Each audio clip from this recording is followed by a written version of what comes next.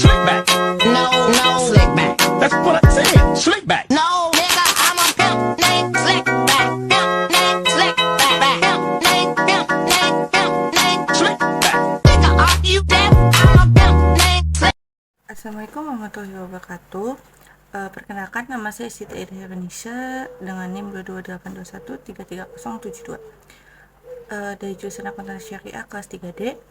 Di sini saya akan menjelaskan sebuah tugas dari mata kuliah Sejarah Pemikiran Ekonomi Islam dengan judul Pemikiran Ekonomi Al-Maqrizi. Biografi Al-Maqrizi yaitu Ahmad bin Ali bin Abdul Qadir bin Muhammad bin Ibrahim bin Muhammad bin Tamim bin Abdus Somad Al-Mahiri Al-Husaini Al-Bidi Al-Asri dalam Taqiyuddin Shihabuddin Abu Abbas, lahir pada tahun 776 Hijriah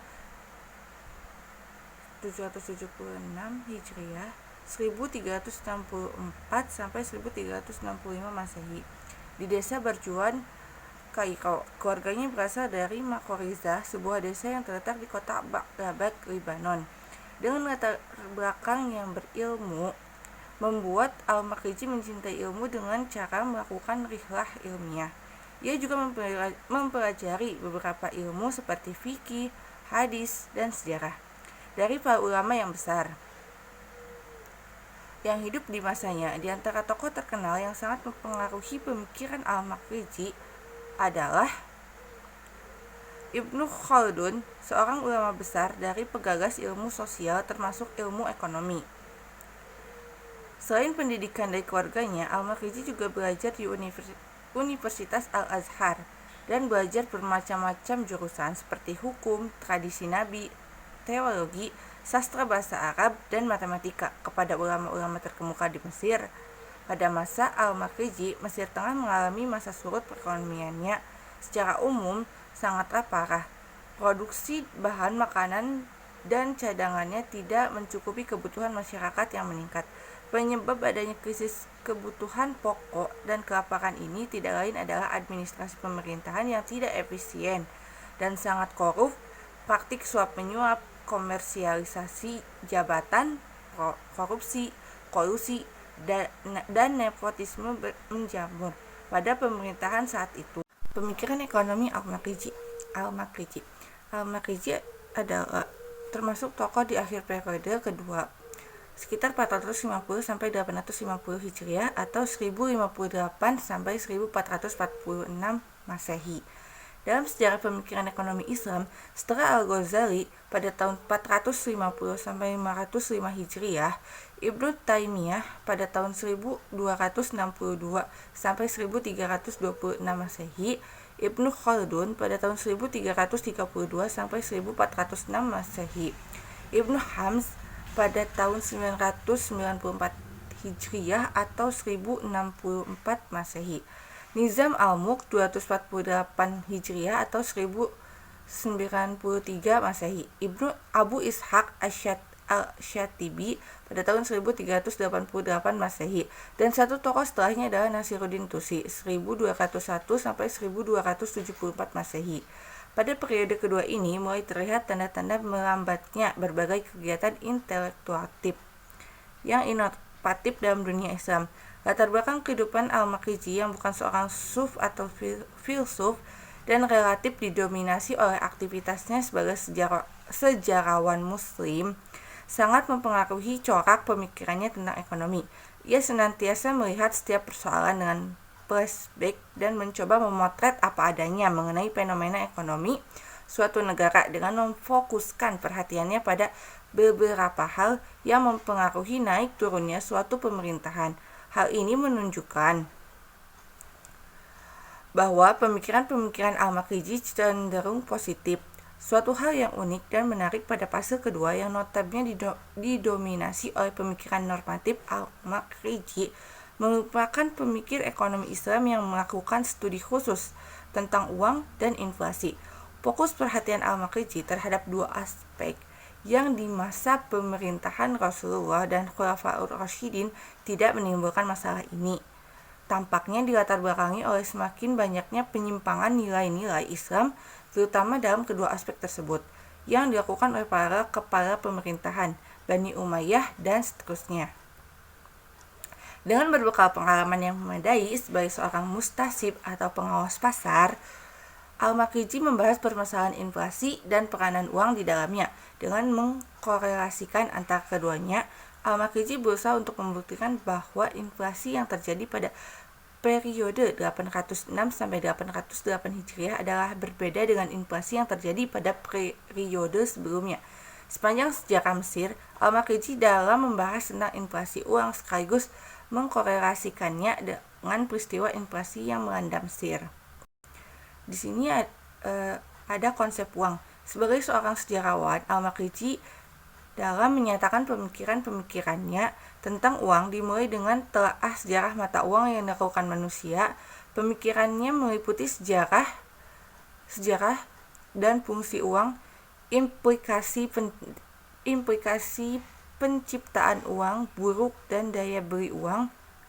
Uang menurut Al-Makriji adalah alat pengukur nilai, perantara untuk tukar-menukar alat pembayaran.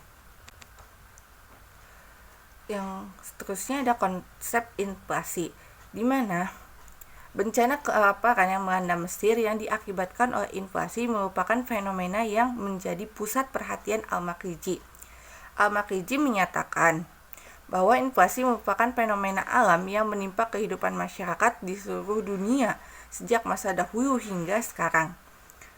Menurutnya, inflasi terjadi ketika harga-harga secara umum mengalami kenaikan dan berlangsung terus-menerus.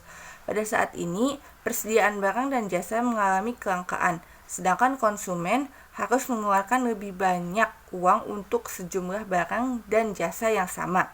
Al-Makriji dalam menganalisis fenomena yang melanda Mesir dengan menerapkan analisis Ibnu Khaldun yang dituangkan dalam bukunya yang berjudul Ighatsatul Ummah bi Kasyif Gummah, yang artinya menolong rakyat dengan mengeluarkan sebab-sebab penyakitnya. Untuk menentukan sebab-sebab yang menimbulkan krisis ekonomi di Mesir, pada waktu itu Al-Makriji mengklasifikasikan permasalahan inflasi berdasarkan faktor penyebabnya ke dalam dua hal, yaitu inflasi yang disebabkan oleh faktor alamiah, yaitu natural inflation, dan inflasi akibat kesalahan manusia, human error inflation, yang disebabkan oleh kesalahan manusia. Seterusnya di sini ada beberapa fenomena sosial ekonomi yang disebabkan oleh inflasi. Al-Makriji membagi masyarakat menjadi tujuh kelompok berdasarkan dampak dari inflasinya. Yang pertama ada penguasa dan pembantunya. Yang kedua ada para penguasa dan orang yang hidup mewah. Yang ketiga ada golongan menengah dari penguasa dan pedagang besar termasuk kaum profesional. Yang keempat ada petani yang umumnya hidup di pedesaan.